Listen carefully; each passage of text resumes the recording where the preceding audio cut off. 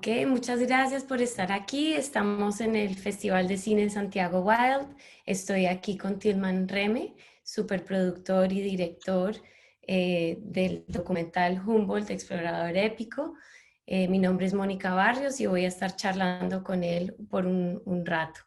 Tilman ha dirigido y realizado galardonados documentales por más de 25 años.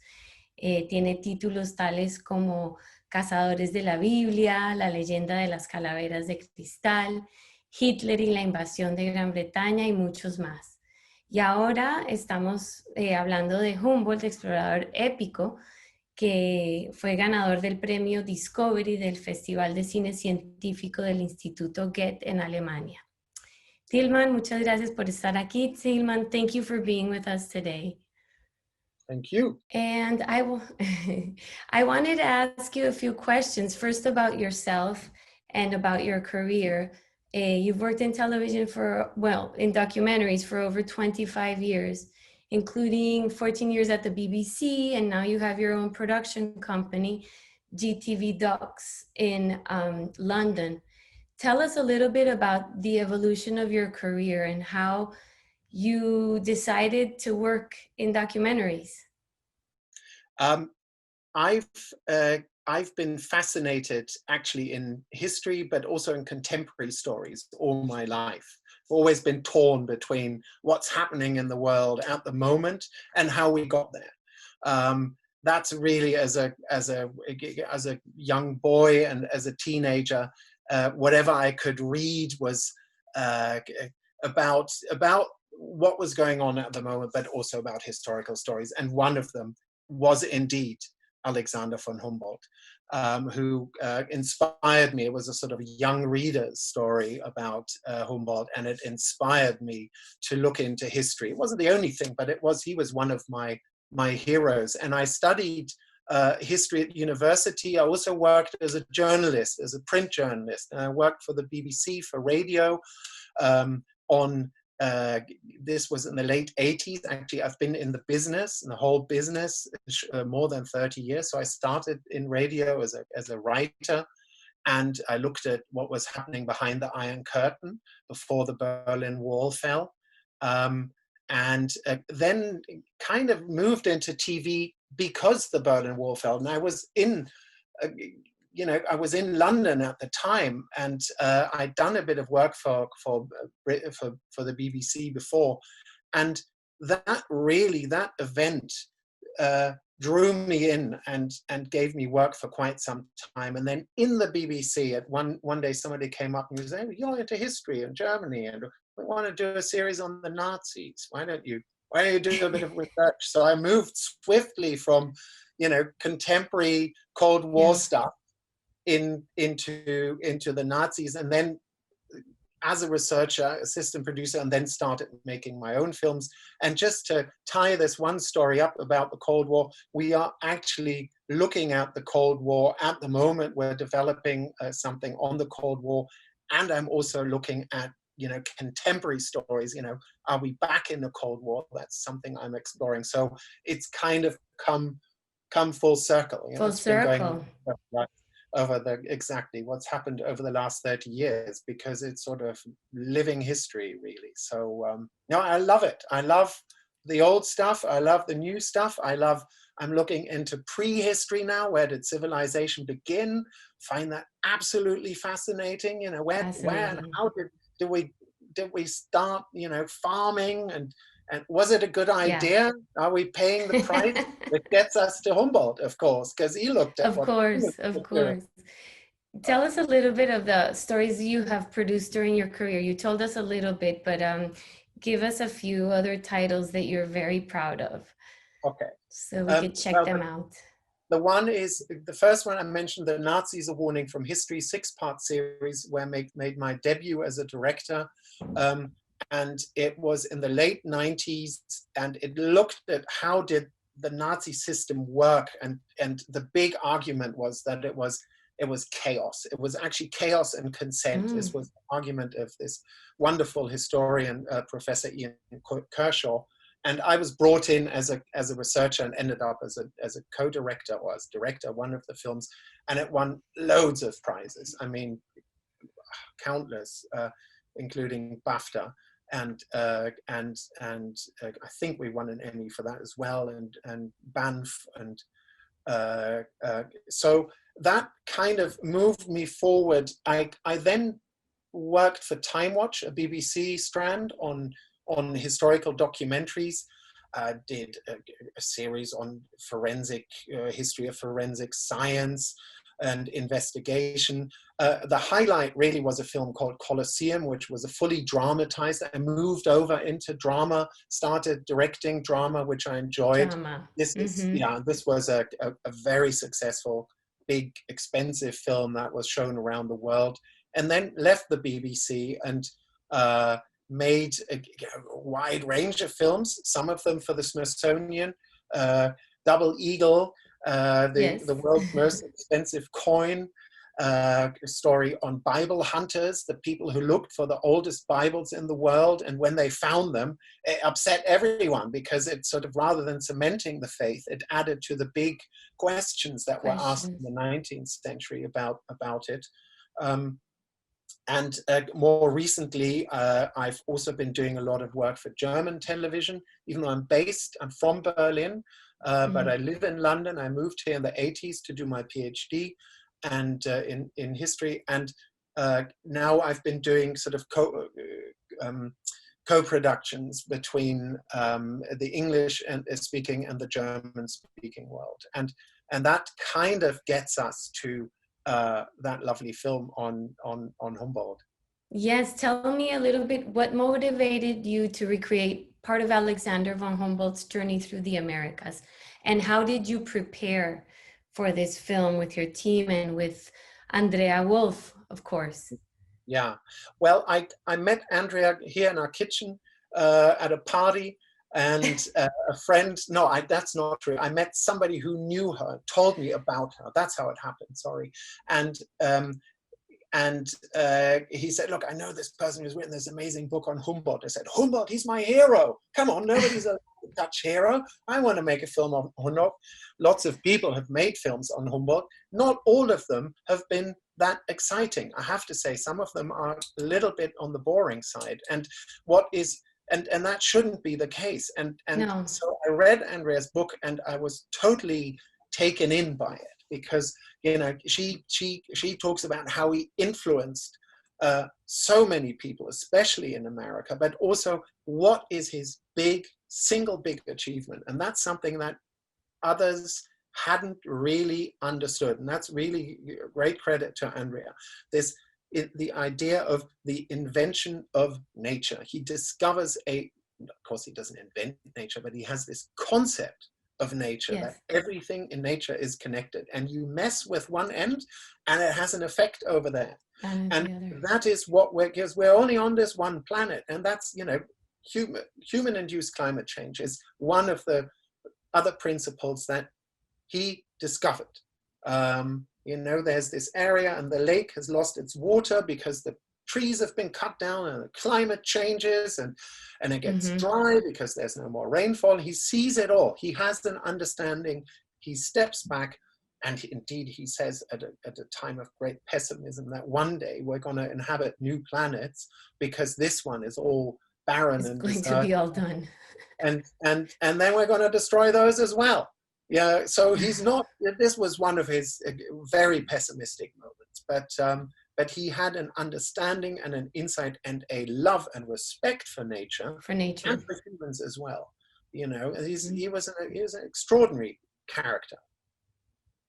Tell me, how did you prepare for this film? And tell us a little bit about your experience filming in Colombia and Ecuador.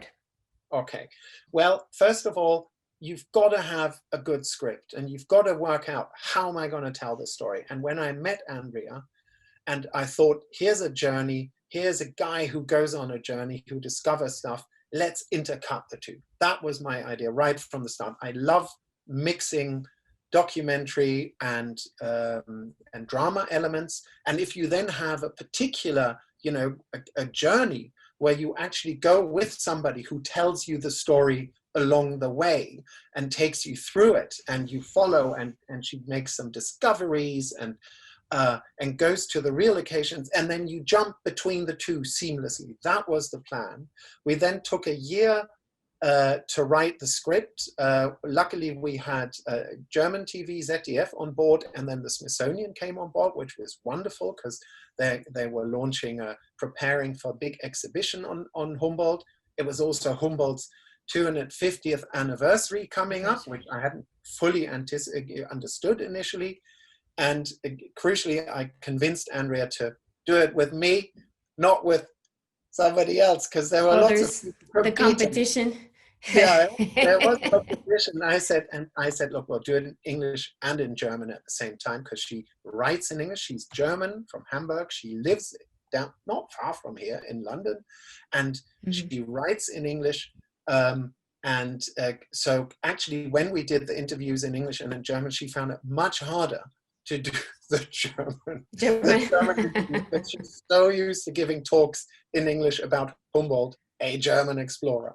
And then we went to South America, and I have to say, I'd been to Brazil briefly, and I'd filmed in Mexico, but Colombia and Ecuador, I just absolutely adore. And indeed, I spoke to you, and I said, is it really dangerous? I'm sure you said, nah, really. And it was lovely. And once you see the land and the people, and for example, you don't really understand the altitude, Bogota and Quito, at nearly 3,000 meters. So you've got kind of London weather all year round. All year round. You burn if you don't watch out.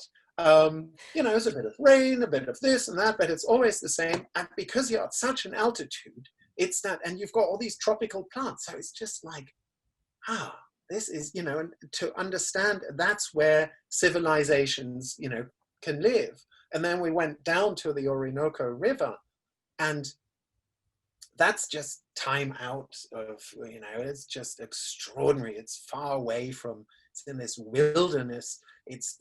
We were on the river when there was, it's the rainy season, so it was the really floods.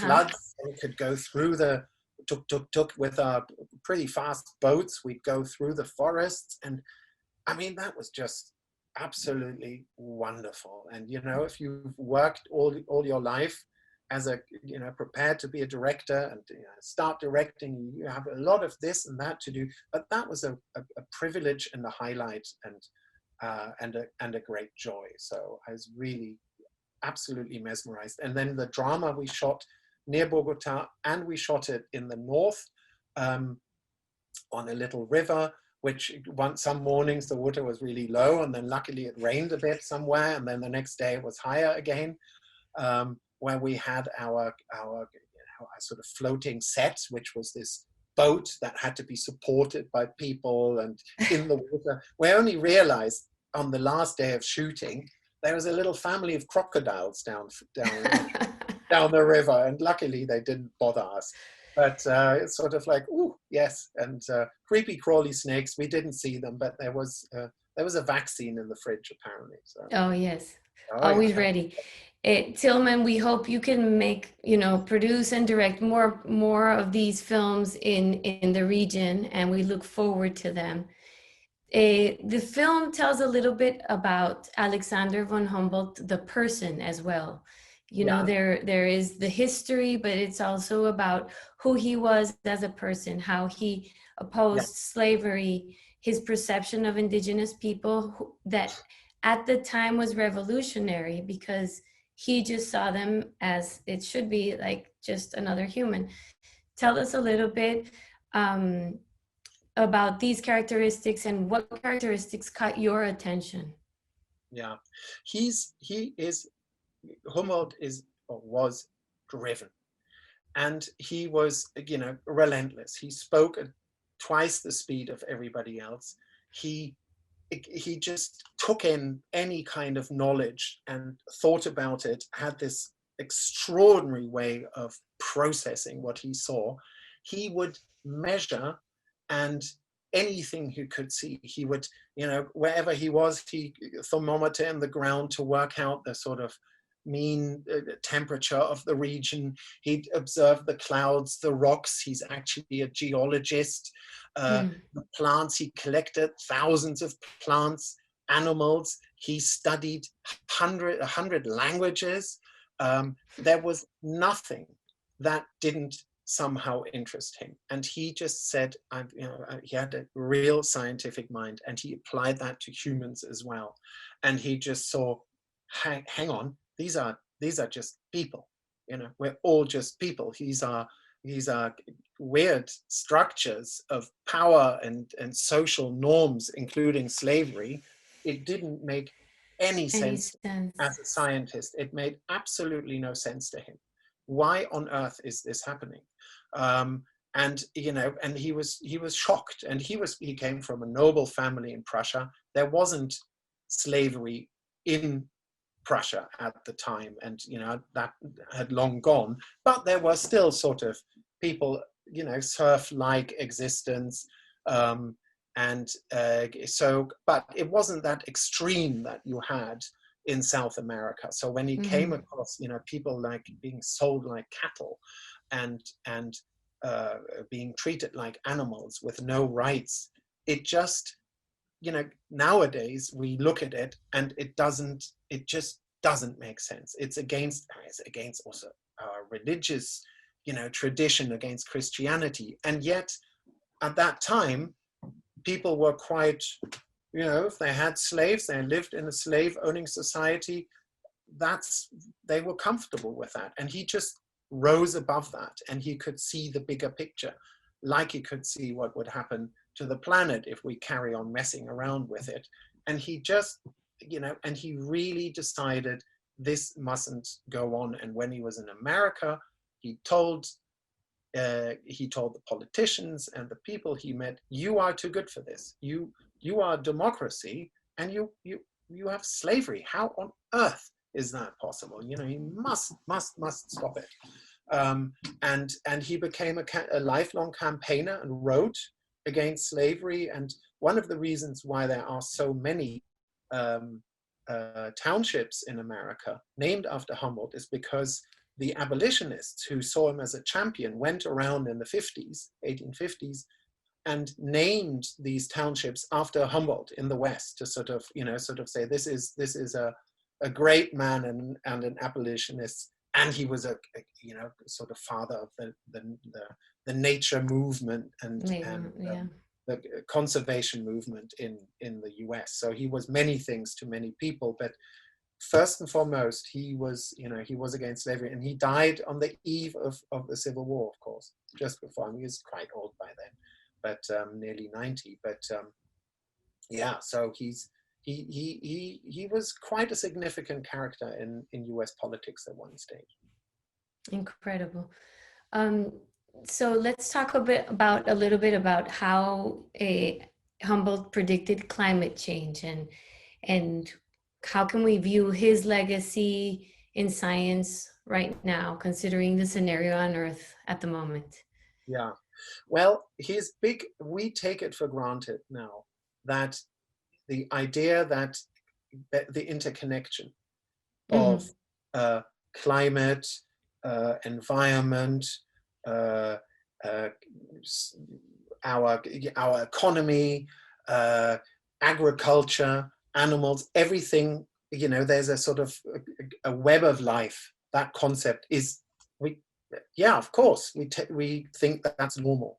And in those days, nature was seen as a sort of, it was still very much under religious, there was a religious concept that it's divine. It was created 6,000 years ago. The Bibles, the King James Bible, had a little note at the side, date of creation, I think 4003 or something BC. Somebody had worked it out once. Usher, the bishop, an Irish bishop in the 16th century, I think, had worked out when, or maybe 17th, when the world was created. And he didn't openly challenge the religious concept, even though there was a big debate going on at the time. How old is the planet and how old is the Earth? But he just saw this as something that stretches back much further. He discovered how animals don't live in harmony in a kind of divine clockwork where everything is perfect. They murder each other. You know, when he's in the jungle, he heard the animals chasing and eating each other, and it kind of inspires Darwin's concept of the battle of the species. Who Darwin is an avid reader of Humboldt and admirer, and 30 years later, he's 30 years younger. It inspires him to go on his journey of investigation and exploration around the world. So he observed, he saw everything hung together. He was not a specialist, he was a generalist. And that's, and very specifically at this one lake, Lake Victoria, I think it is, in Venezuela, and he discovers that the water level had fallen and everything had become dry, and he realized this was a landlocked lake. He realized that this was human-induced, and that's kind of where his idea of human-induced climate change comes into it. You know, it's derived from that, and he has his big insight is really on Chimborazo, on top of this extraordinary mountain that people thought was the tallest in the world. It wasn't. It was only 6,300 meters. But he climbs up this former volcano, and he climbs up, and he's nearly at the top, and he can't quite get there. And they're all exhausted, and they have no more oxygen, and he's slightly delirious. And he looks around, and that's when, kind of in his spinning, it was a seismic moment. He has this insight that on this planet, everything is connected. Everything hangs together, and he had to climb to what was considered the tallest mountain in the world at the time, and then to realize it. To realize it is really an epiphany, and that is of course something we highlighted, and that a point that Andrea had really kind of emphasized, because Humboldt is not linked to a particular discovery. He's not linked, Darwin is the origins, and we're descended from animals, and he lays the groundwork, but he founds lots of sciences, weird ones like sort of cave geography, and but more famous ones as well, and he thinks about everything, and he becomes, when he returns to Berlin, really in his later life, the sort of center of the scientific world. So if Americans went to Europe and they were scientists, they would go to Berlin, first Paris where he lived, and then Berlin, and they would see him and they would meet him. And he had this network, just like he had this idea of a web of life, he had this network, just like he'd done a survey of South America. He wanted data from the US, so he communicated with American scientists so they could give him data on the North American continent. And then he'd go, much later in life, he traveled into Siberia, so he could survey Siberia. This was a crazy, journey all the way to the east and back. And he just wanted information. He wanted, and he writes this book, Cosmos, this great encompassing study of everything kind of on this planet. And because of that wide interest, maybe his scientific fame was less, because it wasn't tied to a spectacular discovery. Tectonic plates, he pre-thinks that, he writes about it. Oh, this must have been shifted. Later, it's then picked up by others who, get the credit in the 20th century. Actually, it takes forever. It takes till the 1950s. People realize that really the planet, the tectonic plates are moving. Every kid knows that now. You know, that's what we're taught at school. But in those days, these were things that were unthinkable, and so he was way ahead of his time. And as a person, he talked a lot. He talked fast. He rarely slept 4 hours a night. He drank lots of coffee, which he called liquid sunshine, because it kept him awake. And some found him unbearable and overpowering. And at a party, you know, you didn't want to leave early in case he made some jokes about you afterwards. So, you know, he was always two sides to the coin. So he was an interesting character, driven, relentless, writing, publishing, never stopping. Tilman, thank you. He sounds fascinating. I've been fascinated ever since I met you the first time and we started talking about Humboldt. And of course, I grew up with knowing about him and him being recognized hugely in South America. In summary, Tilman, tell us why people should see Humboldt Epic Explorer and should see these productions in Santiago Wild. Why is it important for us to look at historic and nature documentaries? Because it allows you to look at the world around you in a different way, and it also shows what a long way we've come from being, you know, this idea of the wood for the trees. You can't see the wood for the trees because you're stuck in a forest and you can't see anywhere. And gradually, over the last thousands and 10,000 years, we have managed to get ourselves to the top of the mountain and start to fly and see the wider picture and then go back into the microcosm. And he is an essential part of how we learn to understand the world around us and how to come to terms with it. Plus, he is kind of a prophet, really, of science, and he has foreseen, or he thinks that he foresaw how things are going to go. He was at times very pessimistic, but also, you know, seeing the world through his eyes helps us to deal with the problems we're facing today. And I think it's very important that also he's kind of a key figure for the sort of the preservation and nature and back to nature movement.